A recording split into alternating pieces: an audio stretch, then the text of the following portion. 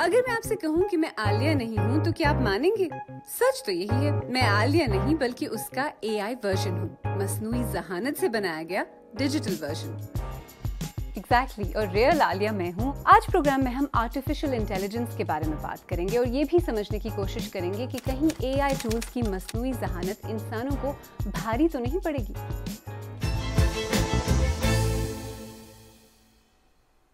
मेरा नाम आलिया नाज़की है और आप बीबीसी उर्दू का प्रोग्राम सैरबीन देख रहे हैं। देखिए, ये बात तो वाज़ेह है कि एआई चैटबॉट्स की मकबूलियत बढ़ती जा रही है। चैट जीपीटी 30 नवंबर 2022 को लॉन्च हुआ और एक हफ्ते के अंदर अंदर 10 लाख से ज़्यादा यूज़र्स क्रॉस कर चुका था। इसका इस्तेमाल लोग सीवीज़ लिखने, प्रोजेक्ट रिपोर्ट्स तैयार करने या इवेंट्स की तैयारी के लिए भी कर रहे हैं।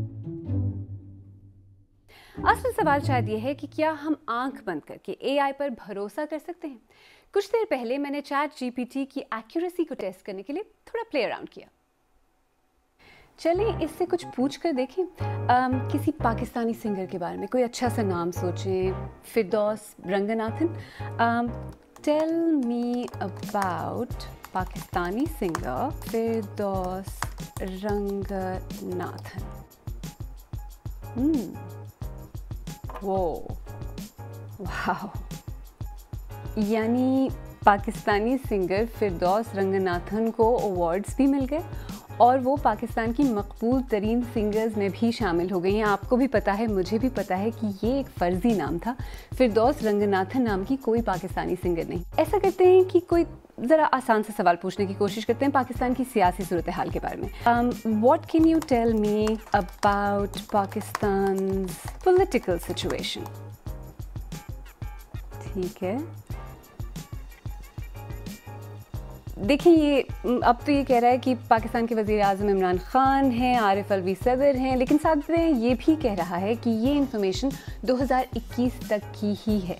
यानी इस वक्त ये आपको अपनी लिमिटेशंस के बारे में बता रहा है, लेकिन फिरदौस रंगनाथन के टाइम पे इसने आपको एज फैक्ट वो चीज़ें प्रेजेंट की जो हमें पता है नहीं, सच नहीं है।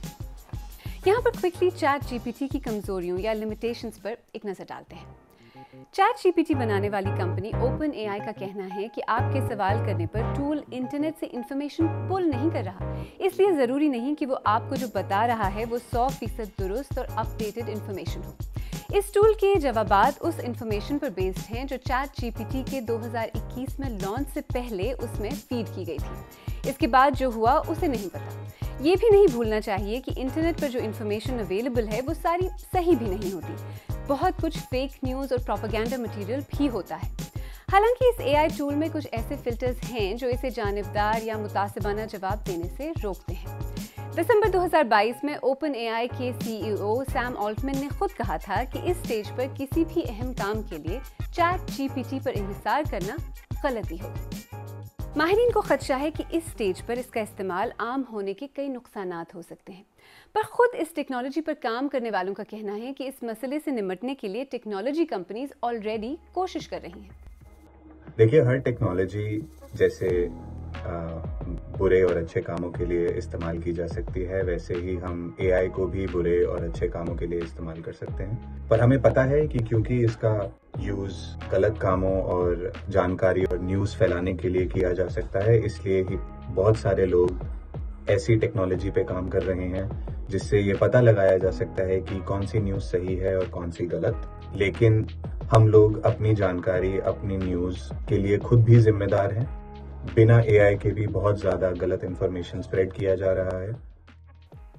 अच्छा, एक और परेशानी ये भी है कि कहीं ये एआई टूल्स मुस्तकबिल में हमारी आपकी नौकरियां तो ख़त्म नहीं कर देंगे। अब आप सहाफ़त को ही ले लें। सहाफ़ी तस्वीर और वीडियोस के ज़रिए आप तक कहानियां पहुंचाते हैं, तो क्या एआई वीडियो बना सकता है? हमने चैट जीपीटी से कहा कि वो इंडिया और पाकिस्तान के ताल्लुकात पर हमें 1 मिनट की वीडियो के लिए एक स्क्रिप्ट लिख कर दे। ये स्क्रिप्ट मेरी पसंद की तो नहीं है, लेकिन फ़िलहाल हम इसी से काम चलाते हैं। इसे हमने एक दीगर एआई टूल पिक्टरी पर अपलोड किया। इस टूल के ज़रिए आप अपनी ज़रूरत के मुताबिक ग्राफिक्स, म्यूज़िक और वॉइस ओवर सिलेक्ट कर सकते हैं। लेकिन चलिए इस वीडियो के लिए हम टूल पर छोड़ देते हैं कि वो अपनी मर्ज़ी से ग्राफिक्स सिलेक्ट कर लें। और फाइनली हमें इंडिया और पाकिस्तान के ताल्लुकात पर इसने 1 मिनट की जगह तकरीबन 2 मिनट का ये वीडियो बना कर दिया, जिसे हम स्पीड अप करके आपको दिखा रहे हैं। ये वीडियो जो एआई ने बनाई मेरे और आपके दोनों के ही मयार की नहीं, लेकिन अभी तो शुरुआत है। सवाल ये है कि क्या मुस्तकबिल में एआई इंसानी जहानत का मुतबादिल हो सकता है? क्या इसकी वजह से नौकरियां खतरे में पड़ सकती हैं? ऑफ कोर्स एआई कंपनीज में काम करने वालों का पॉइंट ऑफ व्यू जरा मुख्तलिफ है। Technology is a sign of progress. जो चीज़ें हमें बहुत टाइम लेती है, आर्टिफिशियल इंटेलिजेंस हमें वही चीज़ कम टाइम में करके दे सकता है। तो हम आइदर डर सकते हैं आर्टिफिशियल इंटेलिजेंस से या उसको लेके हमारा काम आसान कर सकते हैं। जब टेक्नोलॉजीज आती हैं तो प्रोग्रेस होता है, तो वैसे ही एआई हमें आगे बढ़ने में मदद करेगा।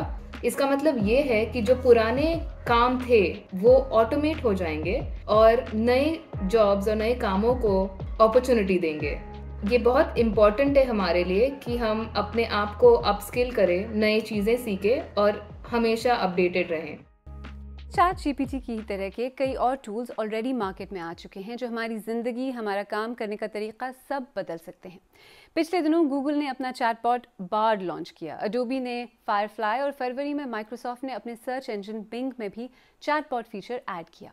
लेकिन इसके अलावा एआई टेक्नोलॉजी के कई मुख्तलिफ शोबों में और भी फ़ायदे हैं। जो हम काम कर रहे हैं उससे ये होगा कि हम उस आंखों के मूवमेंट को ट्रैक करेंगे और ट्रैक करने के बाद हम उस पेशेंट को एक आइडिया दे देंगे कि इस मशीन को ये लग रहा है, इस मशीन ने जो लर्न किया है, जो अपनी इंटेलिजेंस लगाई है, उसके हिसाब से आपको वर्टिगो होने के इतने % चांसेस हैं, आप प्लीज़ किसी डॉक्टर से जाके कंसल्ट कीजिए। इससे रिसर्च का काफ़ी इम्प्रूवमेंट होगा, बल्कि फास्ट ट्रैक हो जाएगा रिसर्च का काफ़ी मेजर पार्ट यही होता है रिव्यू करना, जो भी उसके पास रिसोर्सेज है उस रिव्यू वाले काम को काफ़ी ज़्यादा फास्ट ट्रैक कर सकता है ये टूल, और इसके लिए वो काफ़ी एक्स्ट्रा डोमेन्स में भी एक्सप्लोर कर सकता है। अभी की स्टेज में जो एआई और एमएल जो हम लगा रहे हैं वो किसी डॉक्टर का कंपटीशन नहीं है, ये एक डॉक्टर को हेल्प करेगी, डॉक्टर के एड की तरह काम करेगी।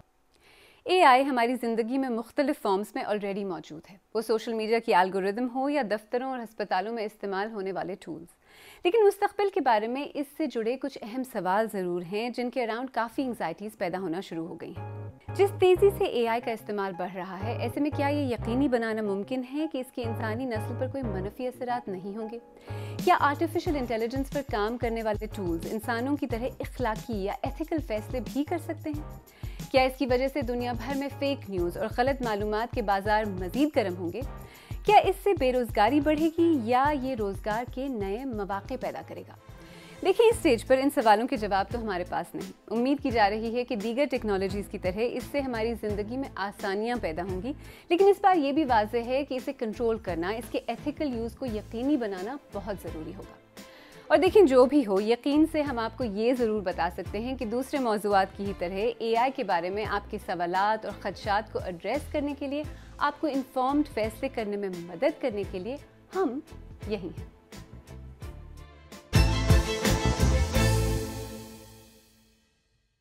अगर आपको हमारा प्रोग्राम पसंद आया तो हमारे YouTube चैनल को सब्सक्राइब करें, बेल आइकॉन पर क्लिक करें और प्रोग्राम का लिंक अपने दोस्तों के साथ शेयर करें। और आप सैरबीन की पुरानी किस्तें देखना चाहें तो यहाँ क्लिक करके भी देख सकते हैं।